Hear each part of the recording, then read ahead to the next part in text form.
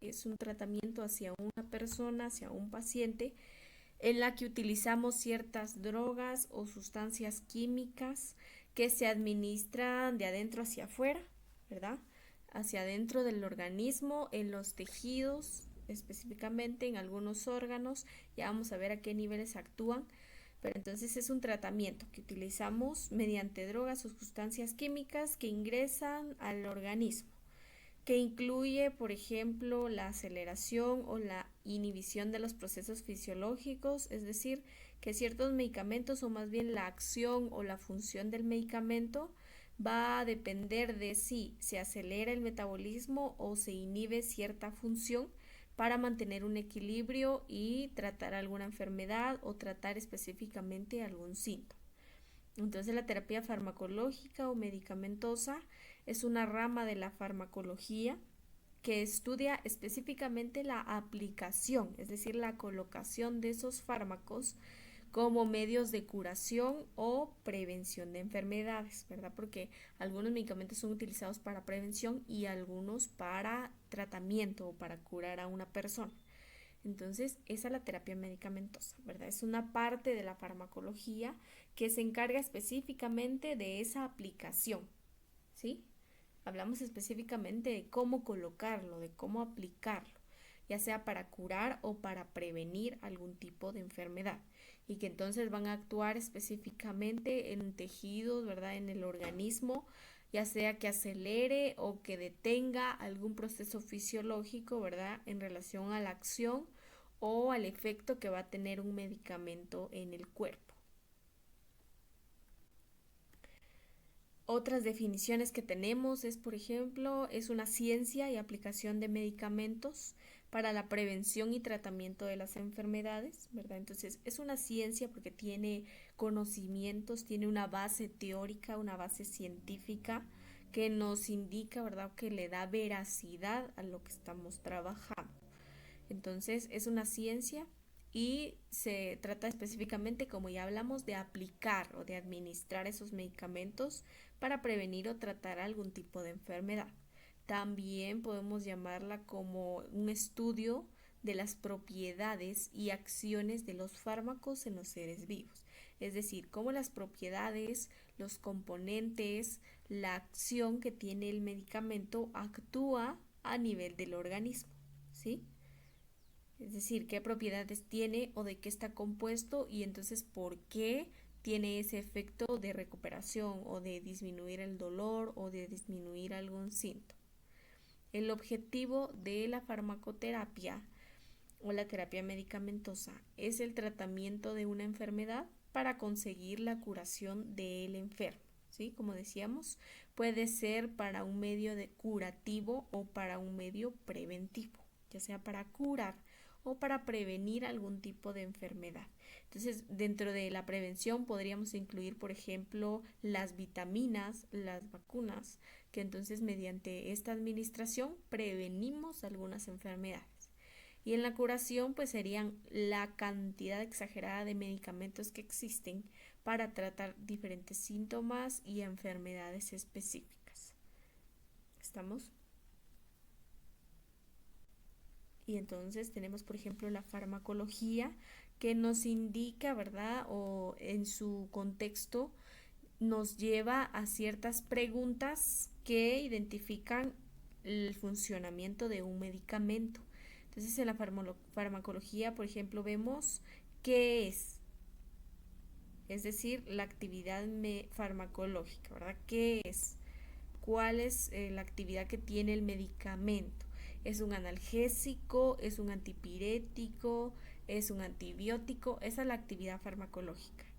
Y el mecanismo de acción, es decir, cómo lo hace, qué hace.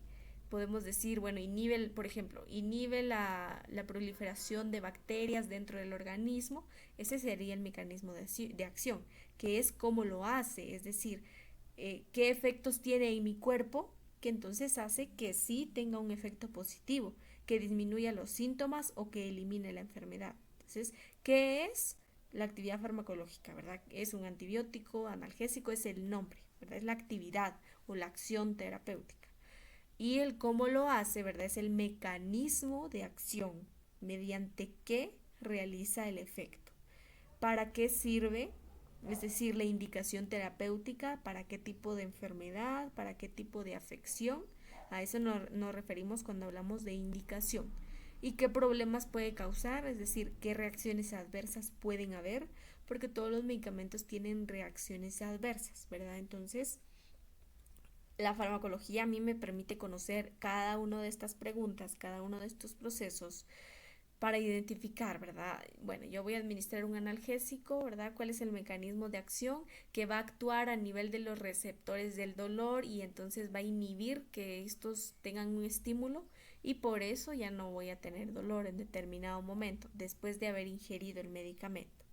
¿Para qué está indicado? Si hablamos de un analgésico, bueno, para dolores leves o moderados, ¿verdad? ¿Y qué otras indicaciones? Bueno, puede decir dolor de cabeza, lumbalgia, cualquier dolor muscular, ¿verdad? Es un ejemplo.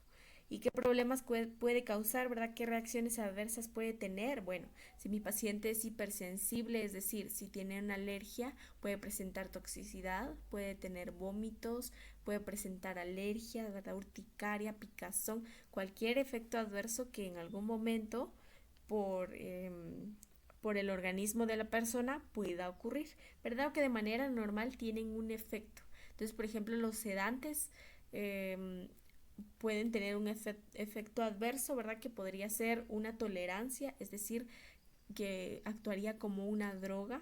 Quiere decir que yo voy a tener cierta adicción a ese medicamento y si yo no lo consumo, no me voy a sentir bien y no voy a funcionar. Entonces son reacciones adversas que pueden ocurrir a causa del funcionamiento del cuerpo o por el tipo de medicamento, que como les digo, hay medicamentos mucho más riesgosos de crear algún tipo de dependencia en las personas, ¿verdad? Vamos a ir viendo más adelante los tipos de medicamentos. Y entonces, ¿qué es un fármaco? Es la sustancia química que interactúa en un organismo vivo.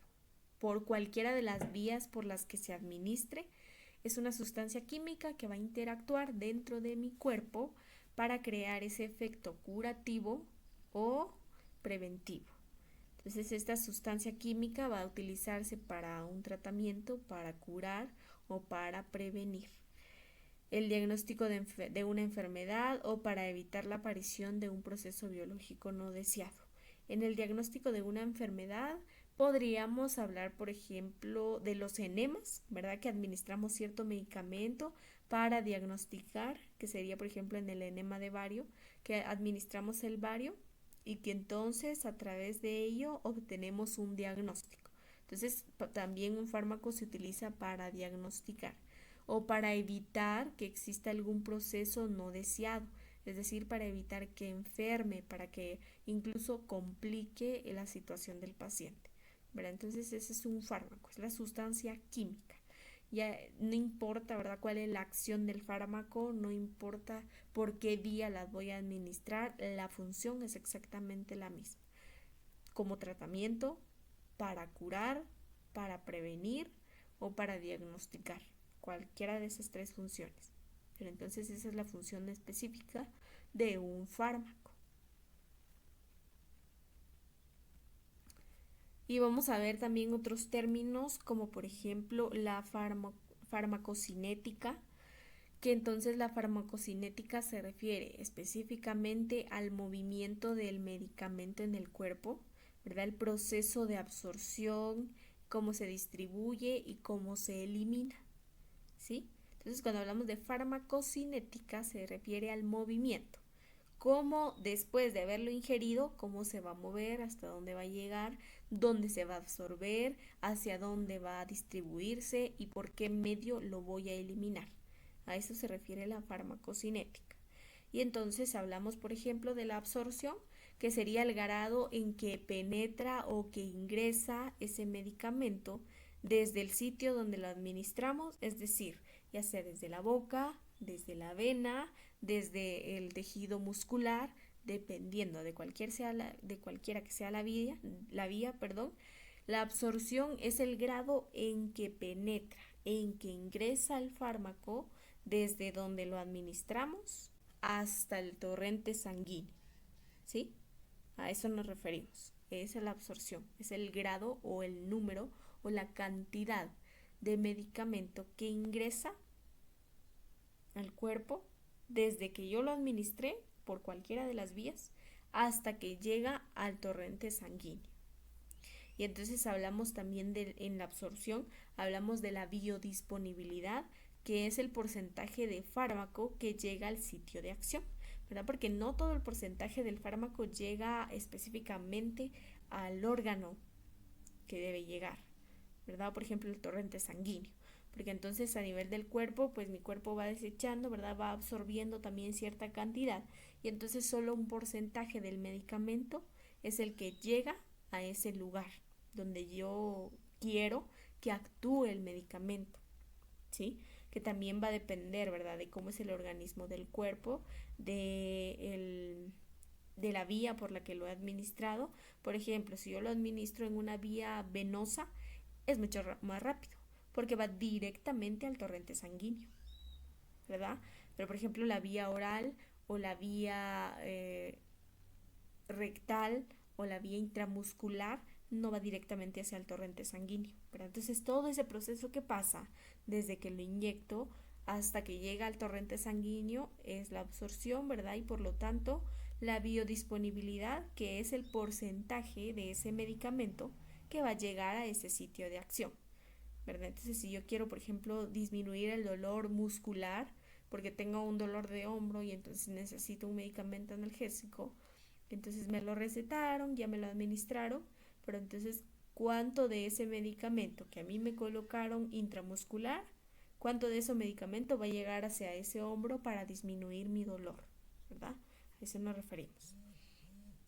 También hablamos del segundo paso, que sería la distribución, que después de absorber, después de que el cuerpo agarra cierta cantidad de medicamento, se da la distribución de ese medicamento a través del torrente sanguíneo, ¿sí?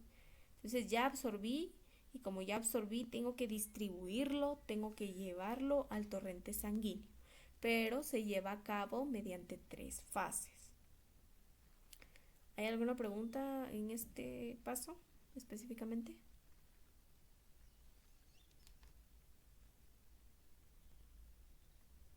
No. Entonces la distribución se hace en 3 fases. La primera fase, que quiere decir que el medicamento llega primeramente al corazón, a los pulmones, a los riñones, al hígado y al vaso. Esa es la primera fase. Entonces, mi cuerpo ya absorbió el medicamento y entonces al primer lugar al que manda este medicamento es hacia el corazón, a los pulmones, a los riñones, al hígado y al vaso. Y en la segunda fase se encarga ya de la masa corporal, de los músculos, a nivel de los líquidos, del tejido esquelético, tejido muscular, todo eso. Si se dan cuenta, hablamos específicamente ya de tejido, ¿verdad? De masa corporal. Y en la tercera fase, la grasa corporal, ¿verdad? El tejido adiposo. A esos niveles actúan los medicamentos, ¿verdad? Entonces, como tiene un orden, ¿verdad? Es decir, absorbe mi cuerpo el medicamento. Después de absorberlo, lo tengo que llevar al torrente sanguíneo, pero también va a diferentes órganos, ¿verdad? Entonces, la primera fase, les decía, primeramente el medicamento llega hacia el corazón, a los pulmones, a los riñones, hígado y vaso. Y en la segunda fase sería más a tejidos, a la masa corporal, a los líquidos. Y en la tercera fase, que sería la última, a la grasa corporal, ¿verdad? A esos niveles actúa. Entonces, si ustedes se dan cuenta en la imagen, está la administración como tal, la droga administrada, ¿sí? Por cualquiera de las vías. Y entonces en la distribución es la droga en la circulación sistémica, ¿verdad? Entonces, donde sea que yo administre el medicamento, primero va a ir al corazón, a los pulmones, al riñón, al hígado y posteriormente va a ir al resto, ¿verdad? Segunda y tercera fase, ¿verdad? Que entonces, como les decía, va a llegar la droga al sitio de acción, ¿verdad? Dependiendo si es a nivel cerebral, a nivel pulmonar, a nivel renal, de hígado, de sistema digestivo, todo eso, ¿verdad? Pero entonces, después de que mi cuerpo absorbe ese medicamento, se distribuye a esas áreas, ¿verdad? Dependiendo del lugar de acción, ¿verdad? Dependiendo de a qué nivel yo tengo ese dolor o a qué nivel quiero que el medicamento funcione. Pero entonces si yo tengo, por ejemplo, una infección respiratoria, cuando yo me administro algún antibiótico, directamente lo absorbe mi cuerpo y lo lleva primero a los pulmones, ¿verdad? Porque ahí están los receptores de ese medicamento y entonces automáticamente llega ahí, ¿verdad? Pero entonces se da por fases específicamente. Quiere decir que, por ejemplo, a nivel de corazón, pulmones y riñones, cuando yo administro un medicamento es mucho más rápido que lleguen los medicamentos. A diferencia de si quiero resolver algún tipo de problema a nivel de líquidos, a nivel de músculos o de huesos, ¿verdad? Es un poquito más complicado o tarda más el proceso, ¿verdad? Pero entonces esto es parte de la distribución. ¿Se acuerdan que la farmacocinética se lleva a cabo en 3 procesos? Y entonces ya vimos la absorción, ya vimos la distribución que se da en 3 fases y vamos a ver la eliminación, que es el tercer paso. Que entonces la eliminación consiste en desechar ese medicamento, ¿verdad? Después de que ya cubrió sus efectos. Como ya quitó el dolor o como ya curó, se elimina el resto, ¿verdad? Se desecha. Y entonces, ¿por qué vías se utilizan? O más bien, ¿por qué vías se descarta o se elimina ese medicamento? Se elimina a través del sudor, a través de las lágrimas, a través de orina y de heces. Esos son los medios por los que el cuerpo va a eliminar ese medicamento, ¿verdad? Regularmente sería, por ejemplo, en la orina, que cuando usted le han administrado algún medicamento puede todavía eliminarlo por la orina. Y entonces usted siente el olor al medicamento, ¿verdad? Porque hay cierta cantidad de medicamento en la orina, ¿sí? Entonces ese es el último paso, desechar el fármaco, desechar el medicamento después de que ya cumplió su función. Y entonces, ¿por qué medios puedo eliminar ese medicamento? Ya sea por el sudor, por las lágrimas, por la orina o por las heces, ¿verdad? Que son o más bien son las áreas o vías de salida de ese medicamento, ¿sí? También hablamos, por ejemplo, de la vida media. Y cuando hablamos de la vida media es el tiempo en que el medicamento alcanza el 50% de su cantidad en el cuerpo. ¿Se acuerdan que hablamos que hay una absorción y una distribución? Pero entonces hay cierto tiempo, ¿verdad? Hay cierto tiempo en que el medicamento va a llegar a su 50% y esa sería la vida media, ¿verdad? En cuánto tiempo el fármaco alcanzó el 50%, es decir, si ahorita me administré un medicamento, ¿en cuánto tiempo ya el 50% va a estar en todo mi cuerpo y va a actuar? ¿Verdad? Entonces, si por ejemplo me administré ahorita un analgésico, puede que aproximadamente en media hora ya alcanzó el 50% de esa cantidad en mi cuerpo y entonces ya voy a sentirme mejor, ya voy a sentir menos dolor, no se me va a ir el dolor, pero sí ya voy a sentir menos dolor, ¿verdad? Hasta que llegue a la vida completa que implicaría que ya llegó a todas las áreas del cuerpo según las 3 fases de distribución, según el tipo de acción del medicamento, ¿verdad? Es decir, de qué queremos lograr o qué efecto tiene que tener ese medicamento, ¿verdad? Pero entonces a eso nos referimos con la vida media, ¿verdad? Con el tiempo en que el medicamento va a alcanzar el 50% de su capacidad dentro de mi cuerpo. ¿Sí? Es decir, a partir de qué momento yo ya puedo sentir recuperándome o puedo sentir que ya están disminuyendo el dolor, por ejemplo, o los síntomas, que como tal no se me va a ir, pero ya puedo sentirme mucho mejor, ¿verdad? Entonces a eso nos referimos con la vida media. Y entonces, en resumen, esto es lo que pasaría, ¿verdad? Disculpe, Ujú. disculpe que la interrumpa. Nos enfocamos específicamente a cómo va a actuar ese medicamento dentro de mi cuerpo, ¿verdad? No es cómo se mueve, sino cómo actúa. Y entonces tomamos en cuenta los efectos, ¿verdad? Los efectos buenos, es decir, los efectos positivos, si me quitó el dolor, si me quitó la fiebre, eso sería un efecto positivo. O un efecto adverso, bueno, que sí me ayudó, pero al final, por ejemplo, me dio dolor de cabeza o me sentí mareado, todo eso, ¿verdad? Todo eso se refiere a la farmacodinámica. Entre otras cosas, se refiere al mecanismo de acción que hablábamos entonces de la unión del medicamento con su receptor, que es lo que les decía. ¿verdad? Cada medicamento, o más bien en nuestras células, en nuestro cuerpo, hay receptores y que entonces es específicamente así, como ustedes ven esta imagen. Está la célula, ¿verdad? Toda la célula. Y que en cada una de las células, según el área de mi cuerpo, hay receptores, que serían estos, ¿verdad? Como un enchufe, ¿sí? Y entonces están los receptores. Y entonces están las sustancias químicas, ¿verdad?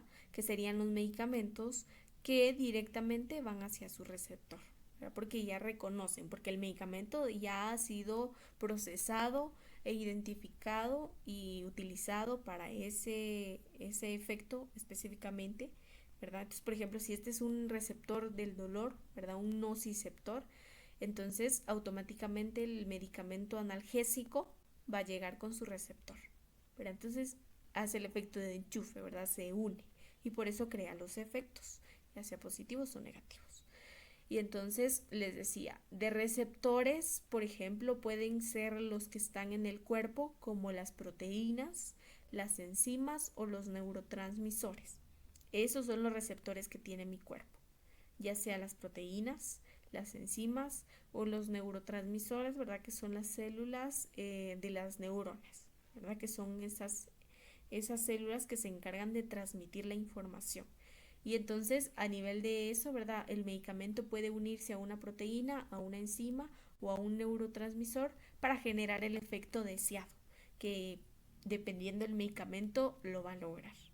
O, por ejemplo, de la bacteria, que podría ser un receptor bacteriano, que sería una enzima o una proteína, ¿verdad? Que entonces también hay ciertas bacterias en nuestro organismo, ¿verdad? Que como tal no son dañinos si se mantienen en equilibrio, ¿verdad? Entonces solamente son para mantener el pH, para mantener un equilibrio en nuestro cuerpo, ¿verdad? Para destruir factores externos. Pero entonces también tienen receptores, ¿verdad? Tienen enzimas y proteínas que también pueden reconocer o pueden funcionar para generar efectos positivos en el cuerpo y que el medicamento sí cumpla su efecto, ¿sí? Entonces, cuando decimos farmacodinamia nos referimos a todo esto. ¿Cuál es la unión del medicamento con su receptor, los tipos de receptores y el efecto que genere, ya sea bueno o los esperados o incluso los efectos adversos, ¿verdad? Que como les decía, es dependiendo del estado de salud del paciente, del organismo, de si tiene algún tipo de hipersensibilidad desconocida, ¿verdad? Que por ejemplo mi paciente no sepa que es alérgico a algún medicamento, todo eso, ¿verdad? Entonces, a eso nos referimos con la farmacodinamia, ¿verdad? Hay que hacer la diferencia. La farmacocinética es el movimiento del medicamento y la farmacodinamia es la acción específicamente, ¿sí? La acción del medicamento dentro de mi cuerpo, ¿sí? Cuando ya ha sido absorbido, cuando ya ha sido llevado al lugar, cómo actúa y qué efectos genera, positivos o negativos. Y entonces también se clasifican los medicamentos, ¿verdad? Un fármaco como agonistas o antagonistas. Y entonces un fármaco agonista es un fármaco que imita funciones.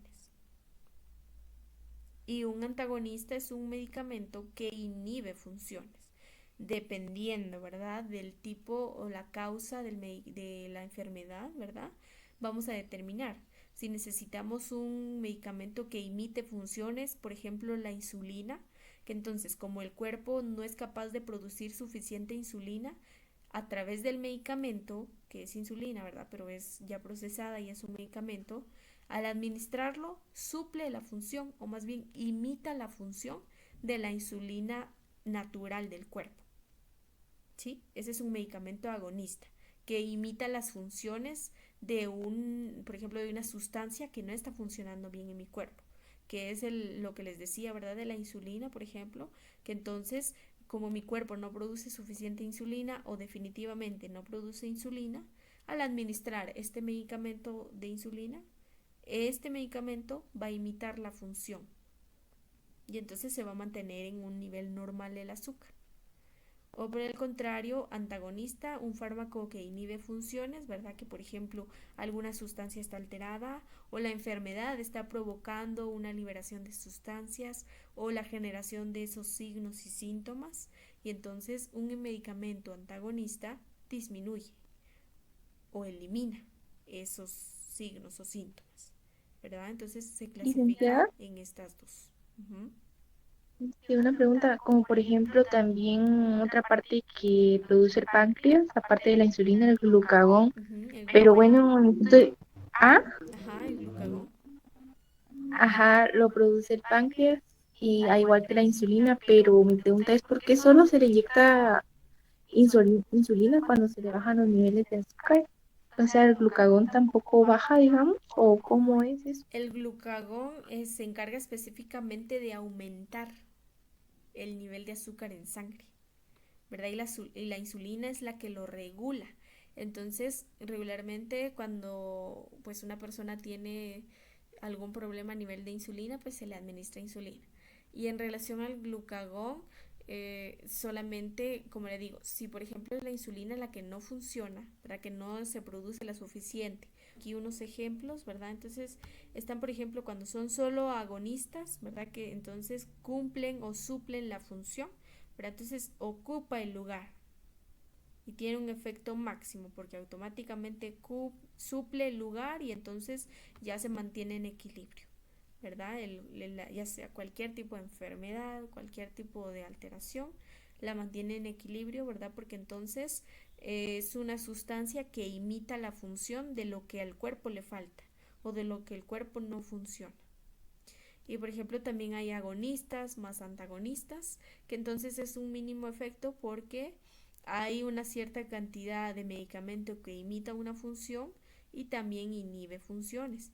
Quiere decir que, por ejemplo, cuando hay alguna alteración, ¿verdad? Y que no hay una sustancia que regule ese funcionamiento, entonces necesitamos que un medicamento imite la función y otro que disminuya la función, ¿verdad? Para que esté en equilibrio. Y solo los antagonistas, que entonces no habría efecto, ¿verdad? Que más bien permite o inhibe o elimina que exista algún tipo de función, ¿verdad? Algún tipo de alteración que les decía, puede ser alguna enfermedad en el paciente que se esté provocando, ¿verdad? Por una alteración en el cuerpo, alguna alteración celular y que entonces el medicamento antagonista va a eliminar esa función que le está causando problemas o que le está causando síntomas al paciente, ¿verdad? Entonces, por ejemplo, dentro de los antagonistas podríamos incluir algún medicamento antihistamínico que es para las alergias, que entonces tendría este efecto, ¿verdad? Que entonces inhibiría las funciones, es decir, disminuiría la alergia, la urticaria, incluso la fiebre, picazón, todos los efectos, ¿verdad? Porque entonces automáticamente inhibe la función o disminuye o elimina el efecto negativo que hay en el cuerpo, ¿verdad? Entonces ya dijimos, la única diferencia que hay que hacer es que una va a imitar las funciones de alguna sustancia que falte en el cuerpo y la otra inhibe, ¿verdad? O disminuye las funciones de esas sustancias que pueden verse alteradas, ¿verdad? Cualquier tipo de enfermedad que pueda verse o que se presente y que entonces genere signos o síntomas, con un medicamento antagonista disminuimos eso, ¿verdad? O lo eliminamos para que no haya algún tipo de efecto.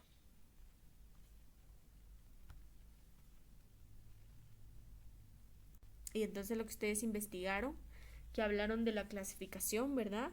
Específicamente de la clasificación vamos a ver, por ejemplo, los tipos de medicamentos, ¿verdad? Según su función. Entonces, por ejemplo, están los antiinflamatorios no esteroideos o AINES, que esa es la terminación, para que lo agreguen también a su glosario.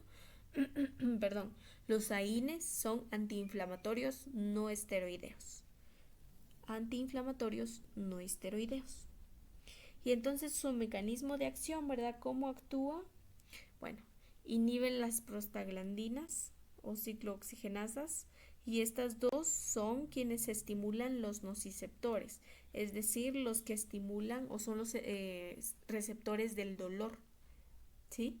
Entonces las prostaglandinas y la ciclooxigenasa son las que estimulan a los nociceptores, son los que estimulan para que exista un dolor.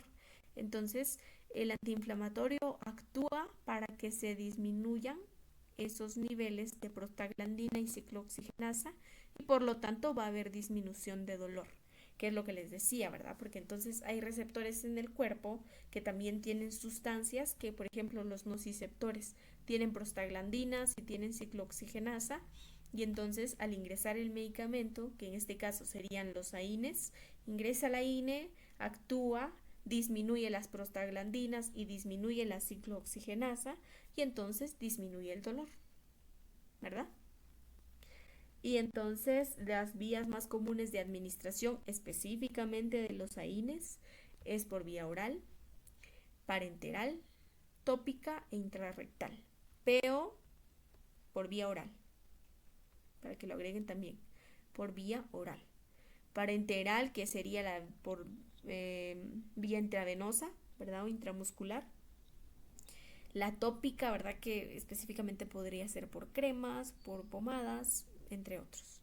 La intrarrectal, ¿verdad? Que es en el interior del recto, también hay antiinflamatorios no esteroideos.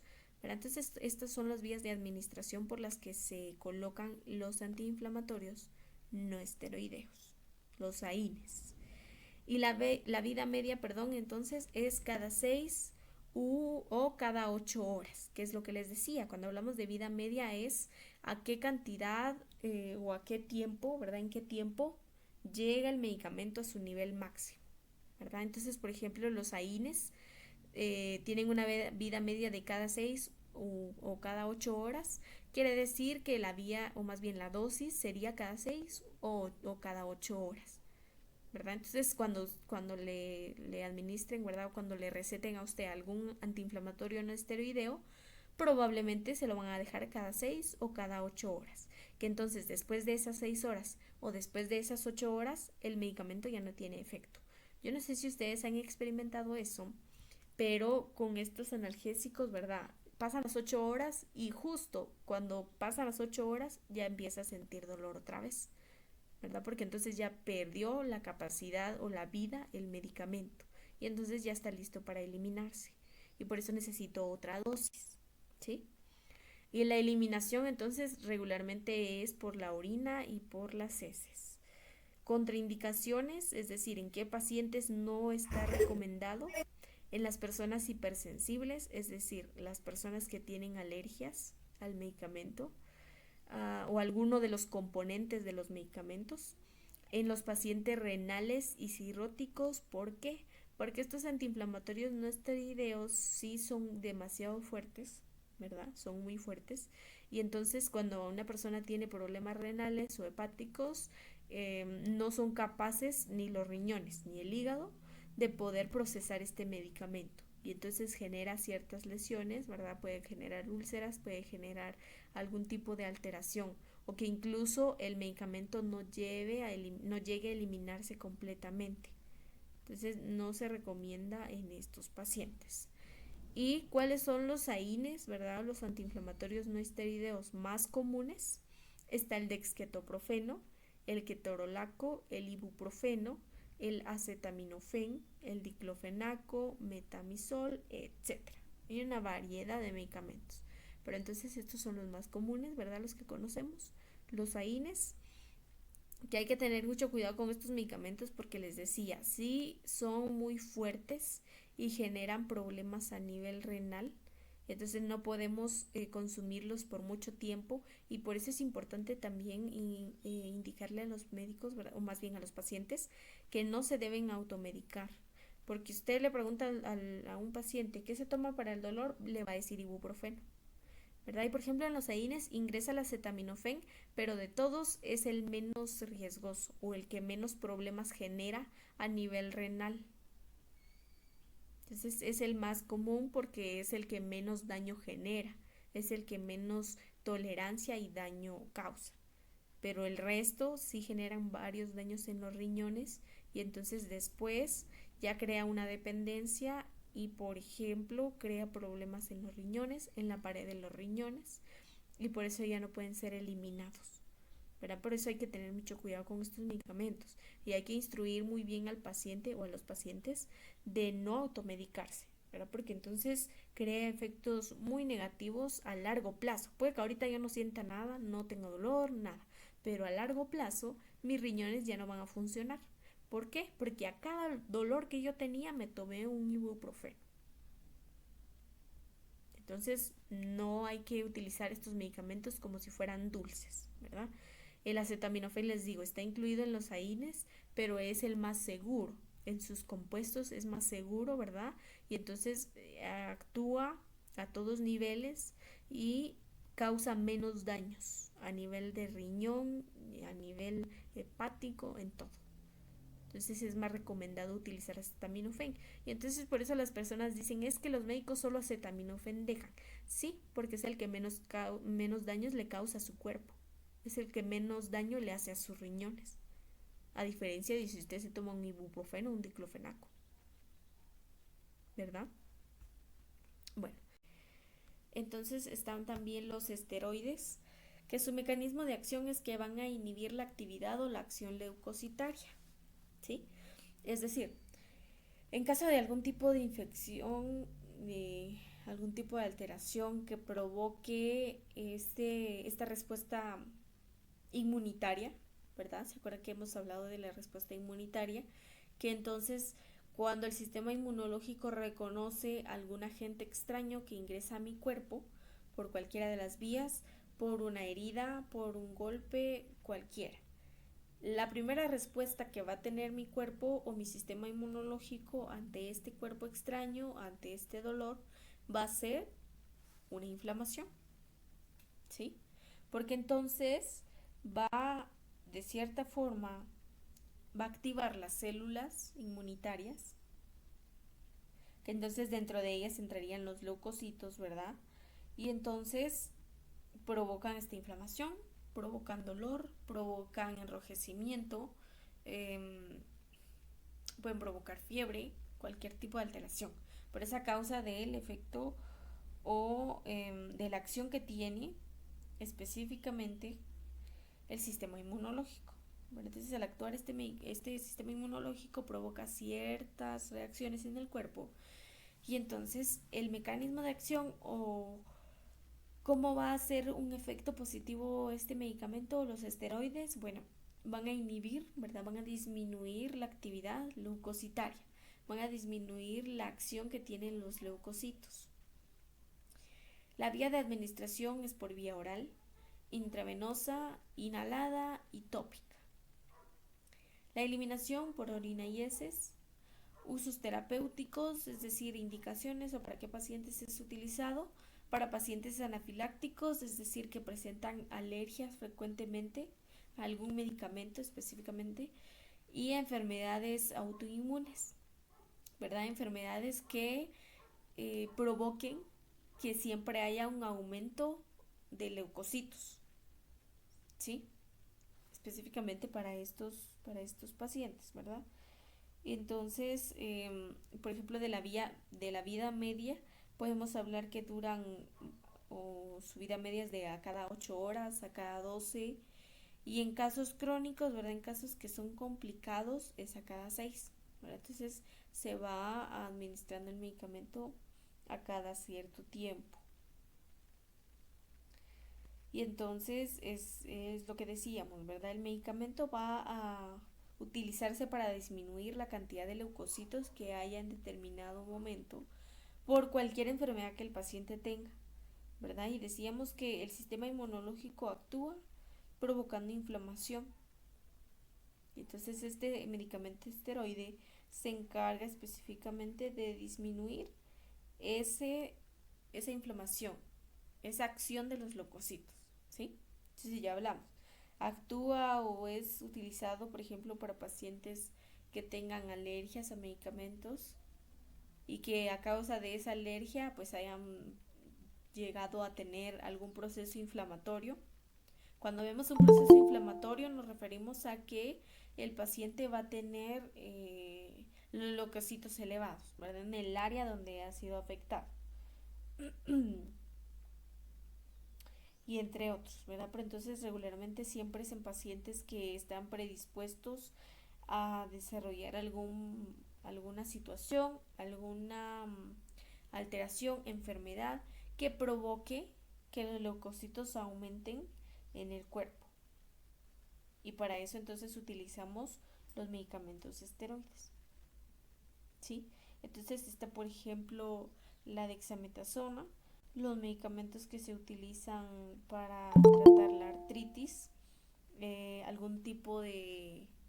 algún otro tipo de enfermedad que hablábamos, que de cierta forma actúa a nivel de sistema inmunitario, ¿verdad? Que cuando hay un aumento de leucocitos es cuando va a actuar este medicamento.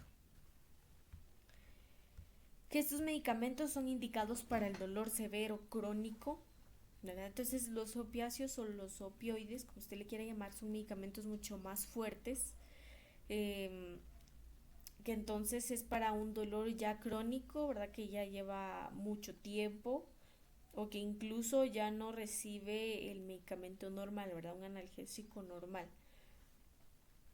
Que podría ser, por ejemplo, un AINE, ya no lo recibe el cuerpo, entonces necesitamos algo más fuerte, que serían los opiáceos o los opioides, que son indicados, ya dijimos, para el dolor severo crónico.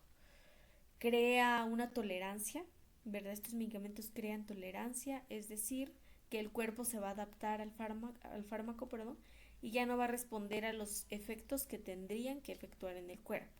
Es decir, si mi paciente lo consume por mucho tiempo, va a crear tolerancia. Y entonces como mi cuerpo ya se acostumbró a ese medicamento, ya lo adaptó, ya lo reconoció, después de cierto tiempo ya no va a crear esos efectos, ya no va a responder. Es decir, el medicamento ya no va a funcionar y ya no va a cumplir su función, porque crean tolerancia. Y entonces ya necesitamos otros medicamentos más fuertes, ¿verdad? Cuando hay una tolerancia, se necesitan medicamentos mucho más fuertes para disminuir el dolor en los pacientes. De las vías de administración, por intramuscular, intravenosa, por vía oral, intrarrectal y tópica. Eliminación por orina y heces. ¿Y qué medicamentos ingresan en los opiáceos u opioides? La morfina, la meperidina, loperamida, fentanil, naloxona, que son medicamentos mucho más fuertes, ¿verdad? Y que entonces en esos medicamentos sí, de cierta manera mi paciente va a tener ciertos efectos adversos, ¿verdad? Puede sentirse mareado, puede sentirse somnoliento, porque entonces estos medicamentos sí son muchísimo más fuertes que cualquier otro que usted utilice. Están también, por ejemplo, los betalactámicos, que son las penicilinas, y que entonces el mecanismo de acción de estos medicamentos es que inhiben la beta-lactamasa, ¿sí? O los productores de la beta-lactamasa para destruir la pared bacteriana, ¿verdad? Entonces, a nivel de la pared, a nivel de los tejidos, hay cierta cantidad de beta-lactamasa y entonces específicamente los beta-lactámicos o las penicilinas van a destruir esa pared de bacterias que se crea alrededor de los tejidos, que en determinado momento va a provocar algún tipo de infección o algún tipo de alteración en los pacientes, ¿sí? Entonces, cuando hay algún tipo o por ejemplo, una bacteria ingresa al cuerpo, va a activarse la beta-lactamasa. Y lo que queremos lograr con las penicilinas es que disminuya ese nivel de beta-lactamasa, lo que haría que se destruya esa pared bacteriana, que exista una destrucción de las bacterias. De las vías de administración tenemos la parenteral, que sería la intramuscular, y de las penicilinas, ¿verdad? Como está la penicilina procaínica y la sódica. La sódica regularmente la administramos en intravenosa. ¿Para qué se utiliza? Para cualquier enfermedad de las vías respiratorias, para cualquier tipo de enfermedad en los tejidos blancos y, por ejemplo, para la celulitis, cualquier otra infección, ¿verdad? Que sea causada por bacterias, ¿sí? Esto hay que dejarlo muy claro. Es para enfermedades que hayan sido causadas por bacterias, ¿sí? Porque ya dijimos que actúa específicamente a nivel de la pared bacteriana, ¿verdad? Su función es eliminarla. Y entonces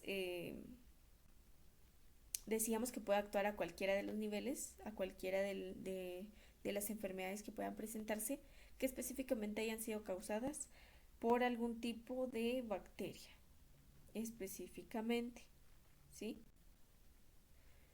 Tenemos entonces que hay una clasificación, ¿verdad? Están, por ejemplo, las aminopenicilinas, ¿verdad? Que es otra clasificación de las penicilinas, que entraría, por ejemplo, la amoxicilina, la ampicilina, ¿verdad? Esos medicamentos entrarían también y que entonces están indicados, ¿verdad? Específicamente para meningitis, otitis, sinusitis, amigdalitis, infecciones de tejidos blandos, infecciones intraabdominales, ITU, es decir, infecciones del tracto urinario e infecciones intestinales, ¿verdad? Entonces, de las penicilinas, pues tenemos la procaínica, la sódica, pero también tenemos otros tipos de penicilinas, ¿verdad? Que los medicamentos tienen cierta cantidad de penicilina y que actúan entonces de igual forma para destruir la pared bacteriana que se cree.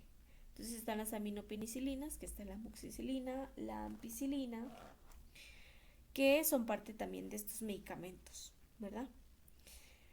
Y ya dijimos para qué situaciones se trata o para qué situaciones se utiliza, ¿verdad? Entonces ya vimos para cualquier tipo de enfermedad o infección, ¿verdad? Infecciones intestinales, intraabdominales, meningitis, otitis, sinusitis, amigdalitis, itus, ¿sí? Repito, ITU es una infección del tracto urinario. ITU pues, es una infección del tracto urinario.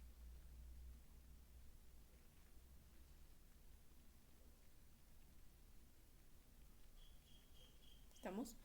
Licenciada, muy buenos días. Perdón, ¿será que puede regresar a la guía anterior? 14, perdone.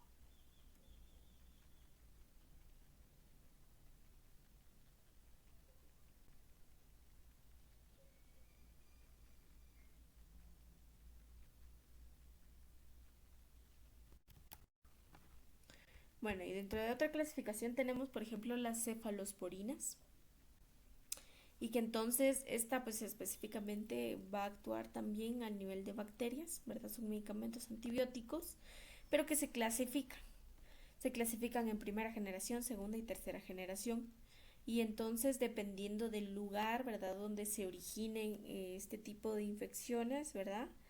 De esa manera se van clasificando, ¿sí? Entonces, decíamos que hay de 3 generaciones, ¿verdad? Primera, segunda y tercera generación, y que dentro de cada generación hay ciertos medicamentos, ¿verdad?, que actúan a ese nivel.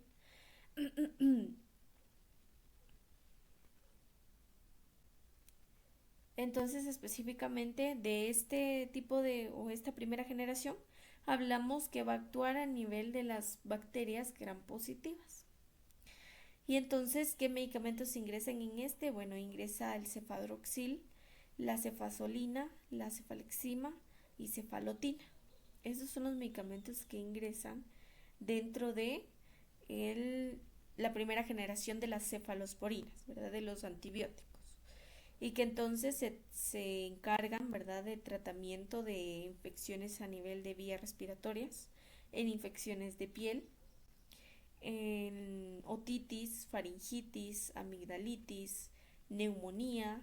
Entonces podríamos decir que específicamente se encargan de brindar tratamiento a las vías aéreas, ¿sí? O a las vías superiores, que si se dan cuenta son enfermedades que actúan a nivel de la vía superior.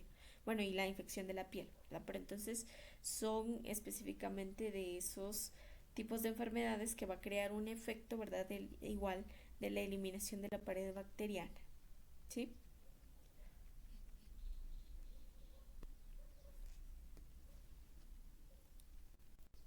De la segunda generación va a actuar a nivel de las bacterias gram positivas y gram negativas, y están la cefuroxima, cefotetán y cefaclor.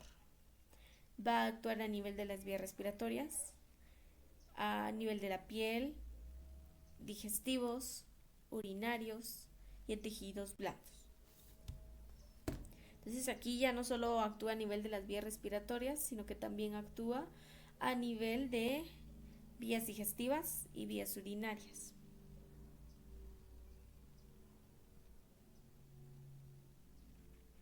Entonces aquí vemos también las diferencias que hay, ¿verdad? Porque entonces en la primera generación solo actúa a nivel de las bacterias gram positivas y a nivel de segunda generación va a actuar a nivel de bacterias, gram positivas y gram negativas.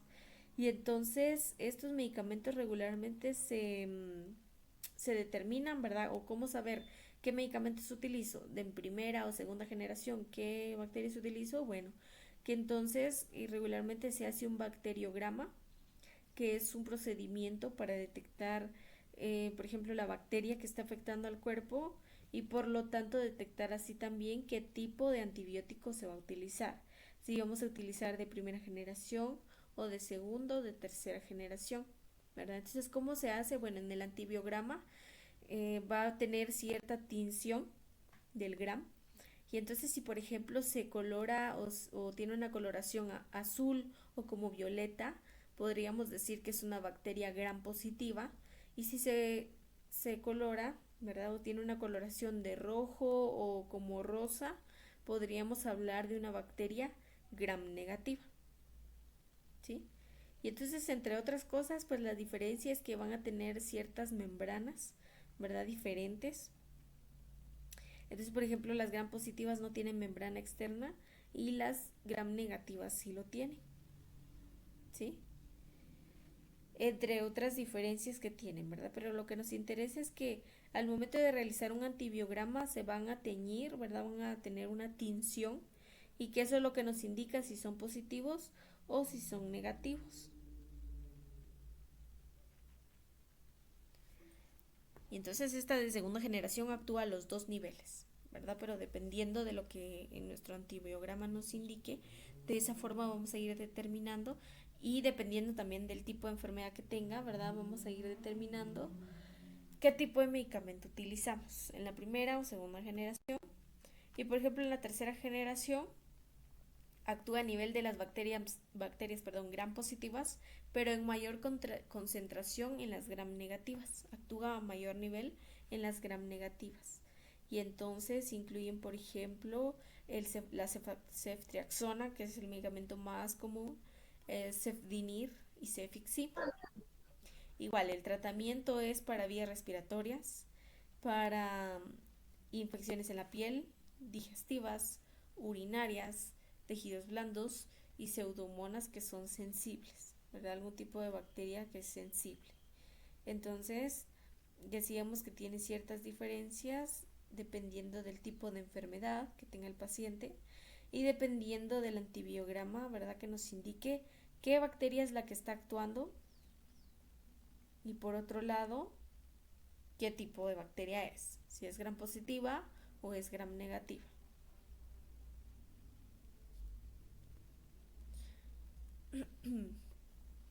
Sí, entonces de estos tres generaciones, ¿cuáles son los más conocidos? Entonces, por ejemplo, en la primera generación podría ver usted más comúnmente el cefadroxil, la cefazolina y cefalexima. De la segunda generación, regularmente usted va a ver cefuroxima. De la tercera, ceftriaxona y cefixima. Son las más comunes que usted va a encontrar en un servicio hospitalario. Sí, pero entonces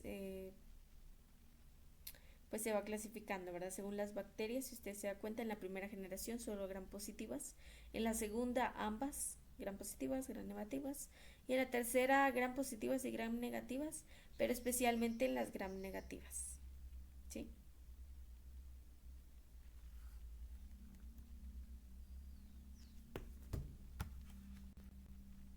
Y todavía tenemos de la cuarta generación que actúa solamente a nivel de las gram negativas. Entonces, entraría solo cefepime, este también lo puede encontrar en algún momento, cefepime, igual, tratamiento para vías respiratorias, para la piel, digestivas, urinarias, tejidos blandos y pseudomonas, para cualquier tipo de bacteria que pueda presentarse. Entonces, la única diferencia que tenemos es el tipo de bacteria que lo está provocando, ¿verdad? Entonces tenemos que detectar qué tipo de bacteria es la que está afectando al cuerpo, si es gram positiva o es gram negativa, y de esta forma vamos determinando también el medicamento, ¿verdad? Pero entonces también se tiene que evaluar si el paciente o la paciente ya ha consumido este tipo de medicamentos en algún momento, ¿verdad? Porque si lo ha hecho, puede que ya tenga tolerancia y que entonces ya no surja el efecto, ¿verdad? Ya no tenga el efecto deseado. Entonces optamos por otro tipo de medicamentos, ¿verdad? De otra generación, dependiendo del tipo de bacteria, ¿verdad? Pero entonces sí, hay que tomar en cuenta el tipo de bacteria que lo está provocando, ¿sí? Y hay una variedad de medicamentos, ¿verdad? Para gram positivos y gram negativos, pero que entonces depende del tipo de bacterias que lo afecte, ¿verdad? Entonces, por ejemplo, de los de las bacterias gram positivos pueden entrar los estafilococos, streptococos, enterococos, clostridium, micoplasma, micobacterias, regularmente son esas. Y de las gram negativas pues serían la Klebsiella, Pseudomonas, Escherichia, Enterobacter, Salmonella, como les digo, regularmente mediante un antibiograma, ¿verdad? Se va detectando, bueno, se hace un cultivo y se detecta qué bacteria es.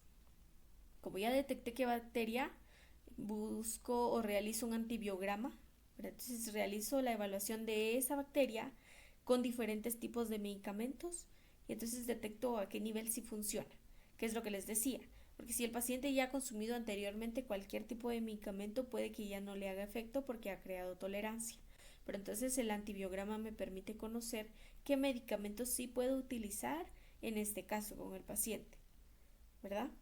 Habiendo ya hecho un cultivo, ¿verdad? Que entonces ya detecté cuál es la bacteria que está afectando al paciente. Hay que tener mucho cuidado en los pacientes renales con las cefalosporinas, con cualquiera de las generaciones, primera, segunda, tercera o cuarta, porque entonces hay que adecuar las dosis, ¿verdad? Porque les digo, en los pacientes renales pues es muy complicado que los riñones funcionen correctamente, ¿verdad? Que por ejemplo tengan la capacidad de eliminar completamente los medicamentos. Y entonces las dosis tienen que ser exactas, ¿verdad? Tienen que ser exactas, que no dañen más al riñón o incluso pues se les dejan ciertos protectores gástricos también. Pero entonces hay que tomar mucho en cuenta el estado del paciente, ¿verdad? Especialmente el estado de los riñones en cualquier medicamento, porque es que los medicamentos recuerden que se eliminan por la vía urinaria, ¿verdad? Entonces tienen un proceso, pasan por los riñones, por todos los órganos. Pero entonces específicamente en los riñones, pues ahí, ¿verdad? Se absorbe lo necesario y se elimina lo que no. Pero si mis riñones no están funcionando, no pueden llevar a cabo ese proceso. Y por lo tanto, van a quedar restos de medicamento en mi cuerpo, van a generar en algún momento, si son muy fuertes, van a generar lesiones en mis riñones. Entonces tengo que también tomar en cuenta el estado de salud de mi paciente, ¿sí? Y esa es la clasificación general